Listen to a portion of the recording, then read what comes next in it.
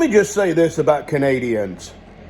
I got an email from a company, an intermodal company in Canada, extending me many, many thousands of dollars in credit. And, I'm old, so I'm suspicious of everybody. So there was a phone number and the credit request number and the number, a whole bunch of account numbers granting me this massive amount of credit. I have no idea what for. So I called the number and I got a hold of a lady, and damn you Canadians, why are you so freaking polite? Oh, there's just, clearly it was a mistake. They, BC Truck is my Gmail, so, and it's not the first time. I occasionally get offers for loads going somewhere from brokers. So there's somebody out there named BC Truck or, BC Trucking or something like that, and his Gmail address is very similar, or maybe, I don't know. I get a lot of offers for brokered freight, which is odd because that's the business I was in until I retired. But anyway, I just called these people in Canada an intermodal company, UACL or something like that. And, they're so sorry and apologetic, and they would remove my email immediately. And don't worry, I was in no danger of having my, identity stolen. And I could hear other people talking about freight in the background. So I was confident that this was not a scam. And it's a shame. You got to suspect every odd email as being a scam or trying to get your info or trying to get you to open something so they can, access your info. And I was expecting to have to be a little bit rude, like, what's this about, But they were so polite, I ended up apologizing to them for being initially a little bit concerned. I wasn't rude, but I was obviously concerned that my email address was somehow connected to credit that I do not want, especially in that level. And they were very polite and, soothed my old suspicions. And I've always thought that about Canadians. Canadians are just so polite. And the way they say sorry. Anyway, I just thought that was funny. Okay, I came out here to put an edge on the two knives that I have finished. And I sort of got caught up making a deplorable and picking out some beautiful Corellian for it. That's what it's going to look like, all polished up and finished. So I'm going to go ahead and grind my bevel on it and then drill my pinholes. And then I'm going to go sharpen them two knives. It just barely fits on there. And sharpen them two knives and then go see how much it's going to cost to ship it to Australia. And I may come back out here. I really need to clean this up. I got just a big mess out here, and I hate working in a mess. It's just that between me being sick and before that surgery and getting better, I've had a very limited amount of calories, strength that I could spend out here, So I really want to get this cleaned up before I go back in the hospital.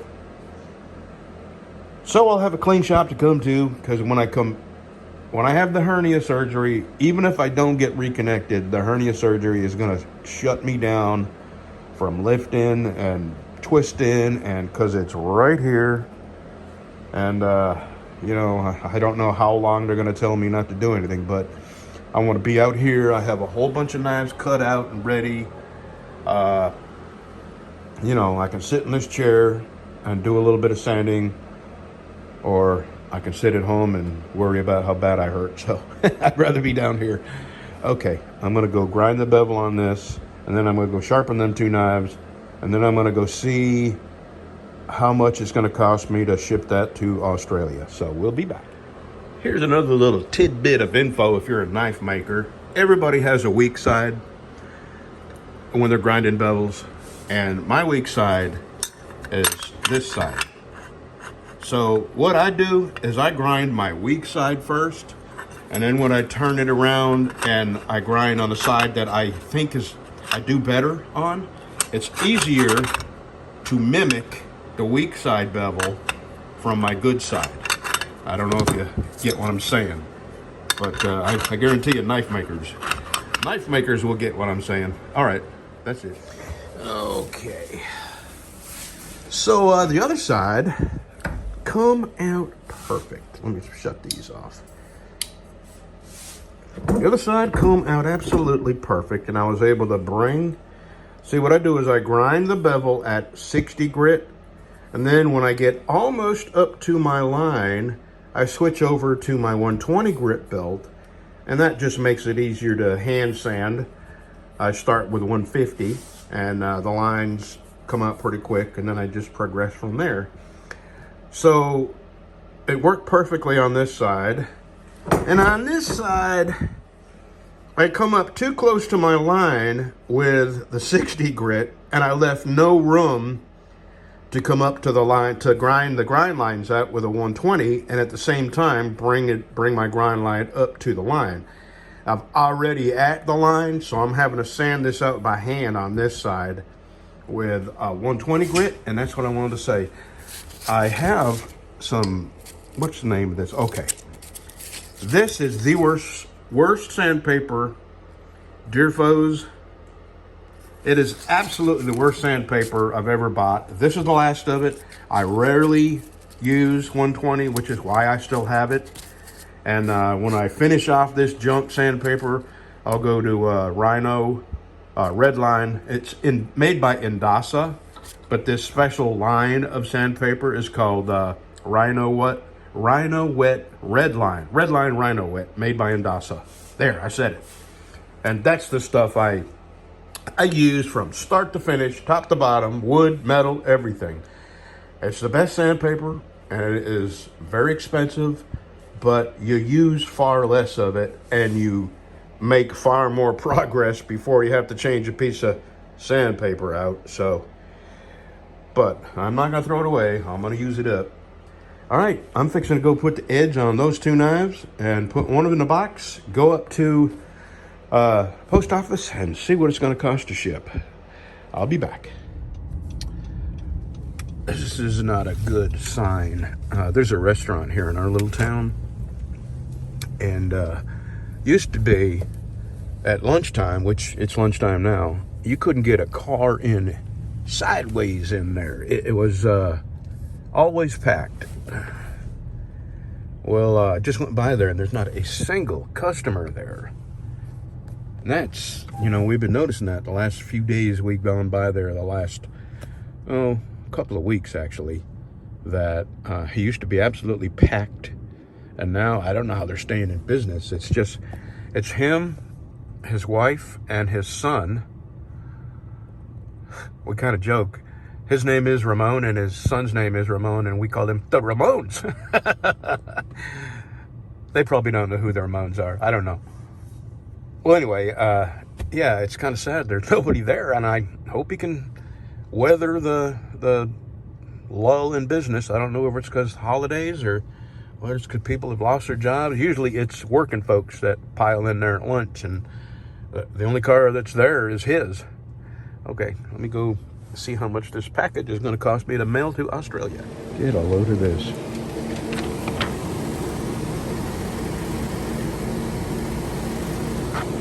That is mold and rot. I just wanted you to see the cost of doing business. That's for 4 feet of steel. 4 feet, that's all I'm getting.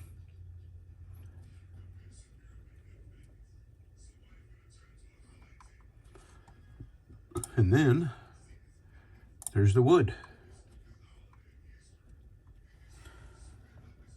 And that's what I got coming to me. So that's 135. What was that other? I forget.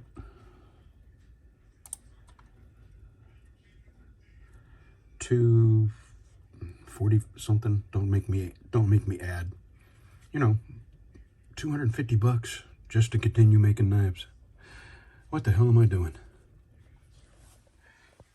That's one of them that I have coming, and that is redwood stabilized burl. That's gonna be beautiful. Okay, here's another one. That's coming. And here's the last one. Redwood lace. Boy, that's beautiful. Okay. $37.10. That's what it's going to cost to mail that box to Australia. Which is not so terrible when you think, it's going halfway around the world. Anyway, I'm back in the shop. And on my Facebook, I put a link to an Instagram clip of Vivek Ramaswamy, the guy that's running for president, talking to Haley, who was a war hawk, and a really fat guy, Chris Christie, who was also a war hawk, and who lied about shutting the George Washington Bridge down. And then when there was no lying his way out of it, he blamed it on his staff. And then Trump let him into his inner circle, and within months he was a turncoat. Chris Christie, what a horrible human. Well, anyway, Vivek asked them to name a single province in Ukraine where they want to continue the war and they want to keep sending money to, and neither one of them could. So these people that are supposed to know foreign policy and have the experience don't know a single province in Ukraine. I do, and all I do is listen to news. Do they not listen to news? There's Odessa, there's something they call oblasts, and there's several. Lviv, Kiev, Sumy, there's Donetsk. Anyway, there's several more. I think there's like 17 total provinces, counting the oblasts. And then there's the Donbass region. There's Crimea. Anyway, I'm just a stupid high school dropout. Years ago, there was a guy running as an independent for president. I forget his name. I would never have voted for him. He was dumber than a box of rocks. Well, he was on an international interview. And at the time, there was some real horrors going on, a real war going on in Aleppo, Syria. It was on every news channel. You couldn't not know about it. Well, they asked this guy what he felt about Aleppo, what he thought about it. And he said, "What's Aleppo?" This guy running for a president was dumber than 90% of America.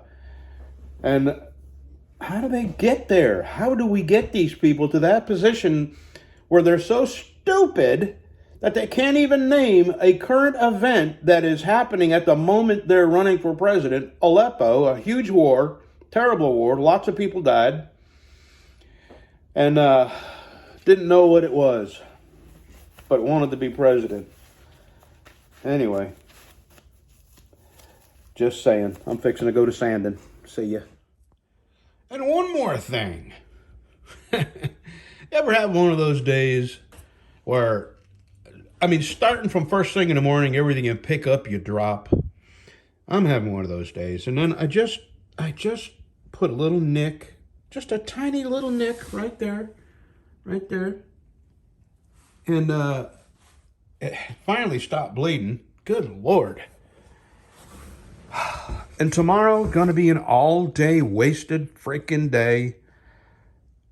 In town, I got to take Breezy to the doctor. He's not feeling good, and we think it's one of his teeth. And we just had his teeth done. Cost us a lot of money. He had some teeth pulled, and how they could not see that teeth, I don't know. So here we're going to do it, the same expense all over again. And then I got to go to the doctor, and it just happens to be after the first of the year. So all my deductibles, I'll have to meet them all over again. And it's going to be, $1,000, $1,200 right up front on top of Breezy's. Jesus, it just never freaking ends, man. I'll tell you what, getting old is more expensive than just dying. I don't want to die, don't get me wrong. But sure costs a lot of money to get old. They should have you, the first 20 years of your out of school life, you should screw around, have a blast, and then when you get old, go to work, and then work till you're dead, because it doesn't work going this way. Now, when you get old is when you need the insurance, and you need that money coming in. for medicine and doctor appointments and days off. And alrighty, enough whining. Let me get back to sanding. Oh, all right.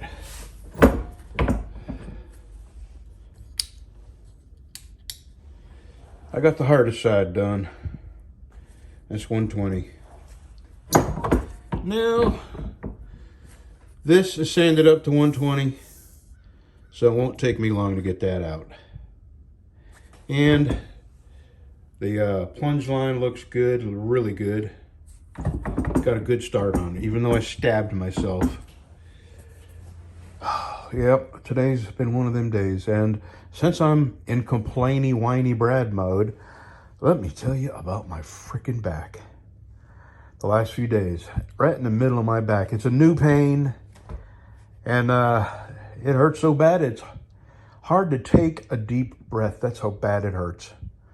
And I'm trying not to take my pain meds, but I had to break down and take one this afternoon, a half of one. And it's pretty bad when I got to take a pain med. Alrighty, that's my complaining mode off. I'm gonna have this other side sanded up before I go home. So that's a pretty good day, even though I'm screwed up most of the day. And just to remind you, I'm really looking forward to that wood. That is some pretty wood. And this is from the Caucasus Mountains in Russia. And it's a type of birch tree. It's called Karelian. And the only people that have access to it are the Russians. And this came from my friend Oleg. And looking forward to putting that on. All right, I'm getting back to work. I'm going to finish that. You know, I'm going to drink something. Might be a Coke. I don't know. Well, I have decided I am not going to watch any more Canadian Prepper. You know, it's bad enough that he is not just atheist or agnostic. He is vehemently anti-Christian and makes fun of Christians and makes fun of the Bible. And my God, the guy is a wordy, arrogant SOB. And I try to ignore that because he puts out some interesting news and information that you just don't have access to. It's a conglomerate of news, basically. But all the other trash that goes along with him is not worth ignoring. And to top it all off, my God, the commercials. Like every 30 seconds, there's a 30-second commercial. And you know, I'm sitting here sanding, so every 30 seconds I gotta wait for the 5-second mark to skip a commercial. So I gotta take my gloves off because I can't do this through the gloves. And just so many commercials. Between the commercials and the other day, he had one little thing he wanted to tell us about, how he almost got duped into giving someone an interview. He took 18 and a half minutes telling everybody how smart he was about his degrees and how it's really hard to fool someone as smart as him and savvy, and how long he's been around on the internet. And he had to make absolutely certain you knew beyond a shadow of a doubt he's a very, very smart. 18 and a half minutes he talked about how smart he is, 7 commercials, and then he finally got to the point, which was he almost got duped into giving an interview to somebody who was using AI to write books. And this video that I'm watching, Canadian Prepper is using AI to do a video. I'm done with Canadian Prepper. I have unsubscribed so many times from that guy. He is one of the most aggravating humans. His arrogance, I don't think he's aware.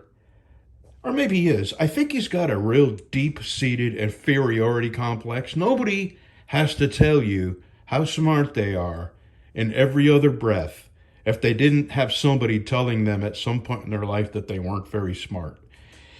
Okay, I'm done. I'm almost to the point where I can go home. I got both sides done, 120. I'm doing the spine, and then I'm going to turn the knife around and do the handle, and then I'm going to go home and feed hungry puppies. All right, we'll see you. Lordy, lordy, lordy, my hands are shaking. I've sanded so much. I don't know why it took, I tell you what, I went from 5/8 bevel to 7/8 bevel. I'm talking about the height of my bevel. And that's just 120. The next grit is 150.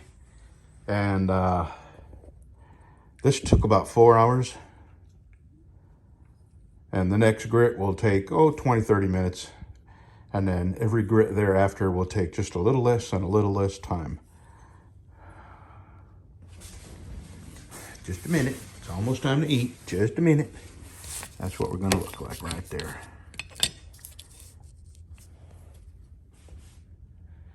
Oh, Lordy, I'm tired. Okay, I'm taking this home because I don't want it to... It's been foggy and humid and sticky out here. And unless I want to put a coat of wax on this, and I do not, it will rust. So, okay, have a good Wednesday, y'all. I'm really tired. My back is killing me. I'm tired. I'm homely. I'm fat. I'm bald. What other strikes? Oh, yeah. I pooped through my belly. I'm kidding. I'm happy to be alive. It's just today was kind of a bad day. All right. Y'all have a good Wednesday. If something funny happens, I'll record it.